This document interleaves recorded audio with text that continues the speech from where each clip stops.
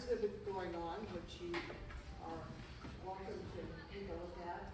It's going to be up for a while. It's going to be up through the third week of May, when we have a celebration of the history of this church, which is 150 years old this year.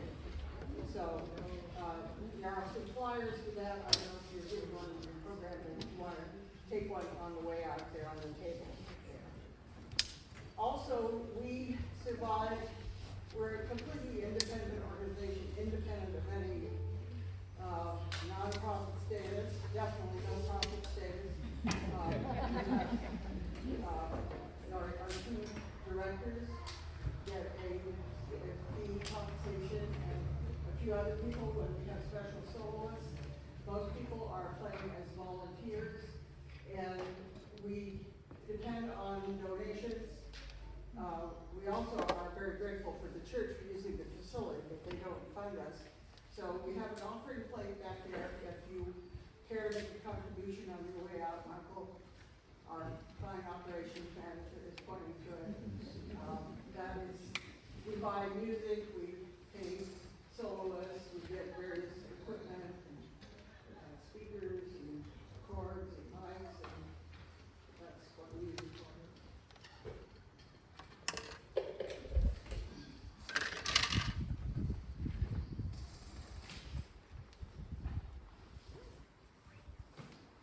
Some of you are used to, who have come before, are used to my great big cardboard scores, which are necessary because I can't stop to turn pages very well. That's cut down a little bit because I'm not using the score. I'm playing off the solo part. This concert is a little different. I don't have those unwieldy things. Still got cardboard.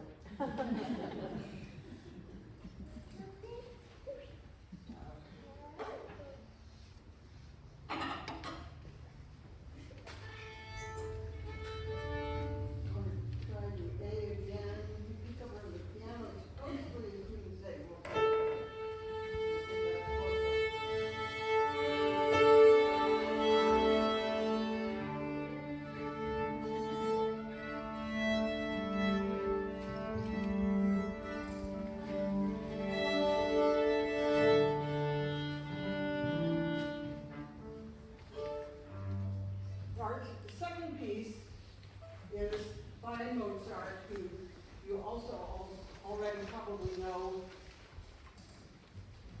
plenty about him. I've been told that my voice doesn't project, so I'm trying to remember to use this. I hope you can hear well. If you can't, let me know. But we're viewing Mozart from the age of 20 here. And this piece was written after he had had his child prodigy phase and been all over Europe with his father, his sister, sometimes his mother, playing for the great courts, Paris and Germany, all over the place. And finally, a couple of years, when he was about 18 years old, the family came back to Salzburg, where he was given a job working for the Archbishop, whom he did not get along with very well. There's more stories about that. And he hated Salzburg, even though now people make pilgrimages to Salzburg to see where Mozart grew up. Salzburg to him was small town with sticks after the way he had spent his childhood. And he didn't appreciate it very much. Shortly after his 20th birthday, he went back to Vienna and Paris and looked for jobs.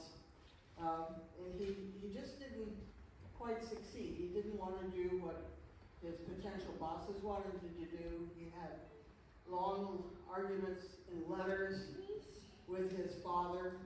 And he had a very loving relationship with his father, it seemed. But like young men and fathers, they also have a lot of disagreements about what he should do. And as we know, he finally did get some good positions, but then at the end of his life it was difficult again. He didn't take things as seriously as people thought he should. read the letters. He was so fifth grade level humor was his kind of humor. And he was, the movie Amadeus maybe exaggerated that, but they took some of that from the truth. So what we're imagining here in this piece, we don't know for sure, but this was written in the middle of January. It's a serenade. Later on, his father's handwriting is on the top of the score. It says Serenata Nocturna. And serenades generally were written for celebrations in that era, like a wedding or a coronation. And the University of Salzburg had a serenade given every graduation, sort of like pomp and circumstance, and to accompany the faculty coming out and people getting their degrees. Well, middle of January was none of these occasions, and usually serenades were written for outdoor, but in the middle of January in Germany, I don't think it was going to be outdoor. So we don't know what it was for, and we don't know who played it. I'm sure Mozart was not in a position at that point, with him and his father kind of struggling to support the family, to pay a big orchestra. So some scholars, and I love this story, this idea, we have to make up our own story, thought that he wrote it for his own 20th birthday. This was the year 1776, which was quite an innovative year in other parts of the country, parts of the world. And it was written in 1776, and it was very unusual in its orchestration.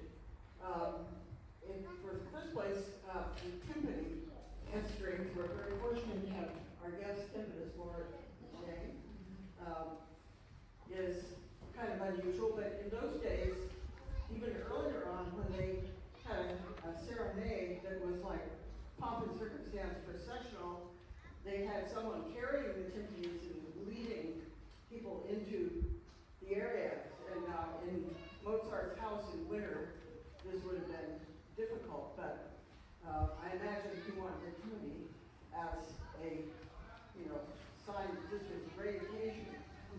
And knowing Mozart's sense of humor, some of the other things that I put in my story about this is that the music was played by mostly friends and family. He had a lot of friends, both royalty and non-royalty, a lot of musicians in Salzburg.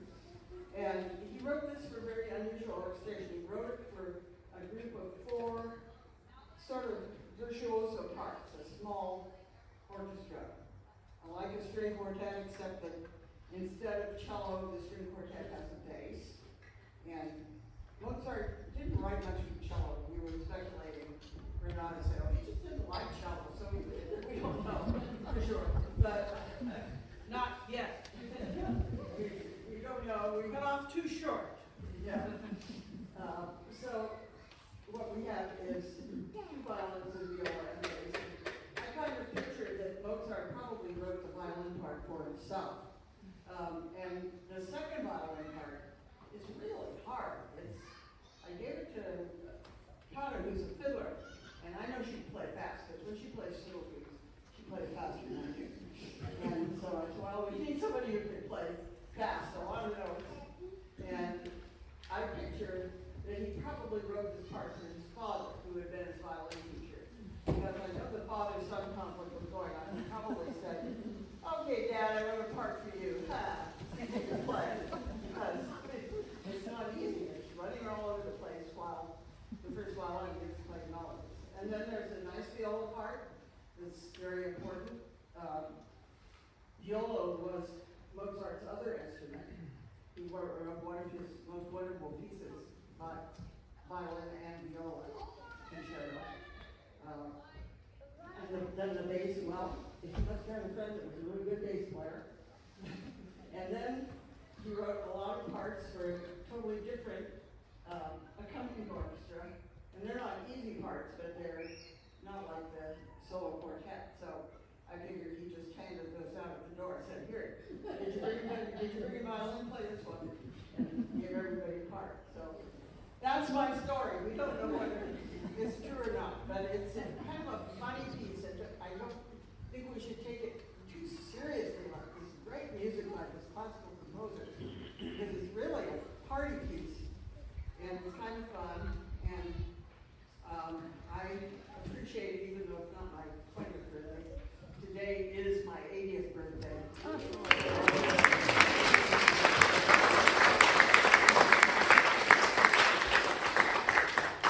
So I'm very thankful